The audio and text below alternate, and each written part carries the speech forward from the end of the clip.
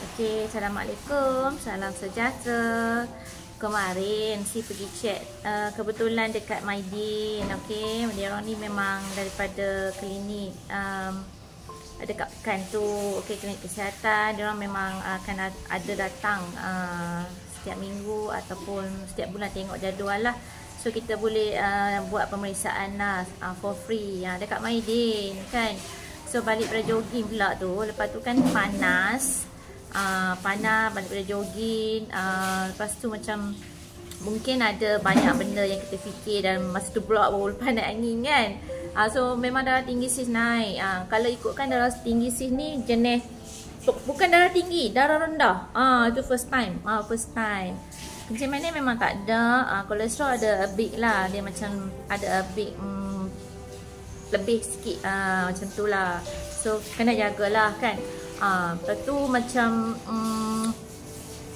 yang kata tanya si sakit belakang bukan, memang sebelum kan si beranak Caesar. Si beranak Caesar tak boleh beranak normal kan. Beranak Caesar kat Nilam tak boleh beranak normal. Ikutkan memang nak beranak normal kan, kita yang merancang nak beranak normal lah. Sampai arwah tu suruh makan telur dengan teh macam mana kan, untuk nak macam nak pemudahkan bersalin tu. Tapi Allah sebenarnya perancang Nilam. Doktor my chat kita punya tu kan, setiap berapa hour apa ni kan, sebab si kan beranak hospital kerajaan, hospital swasta. Okey, lepas tu kan bila nak beranak normal kena 10 cm. Si semua buka 2 cm saja. Jadi nak tunggu 10 tu dia kena tunggu sampai 10 sampai esok pagi lah.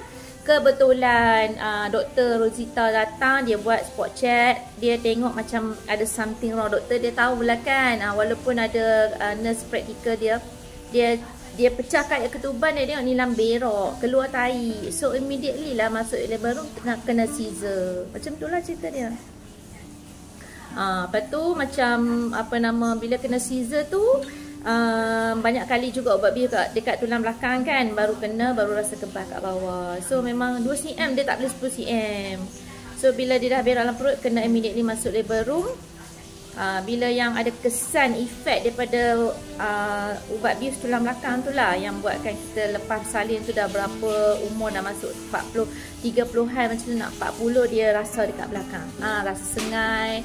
Tak boleh duduk, dia kena sandar, tak boleh yelah lepas bersalin kan, ibu mengandung bila dah dalam pantang, kita yang dah bersalin ni tak kira lah beranak normal ke beranak Caesar ke, kena jagalah, kena jaga sangat-sangat dalaman, kena jaga nak.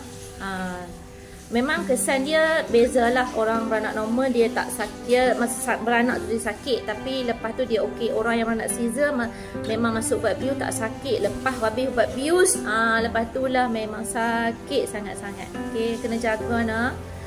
Kena jaga, kita wanita makanlah apa yang sepatutnya untuk dimakan untuk dalaman, pemulihan dalaman dan juga luaran. Okey, saya harap semuanya dekat sini boleh main peranan masing-masing, sebab kita ni nak pergi ke depan harian. Kita ada rutin harian, kerja harian kita setiap hari. Jadi kena sihat dan berdoa banyak-banyak pada Allah. Jumpa lagi. Assalamualaikum warahmatullahi wabarakatuh.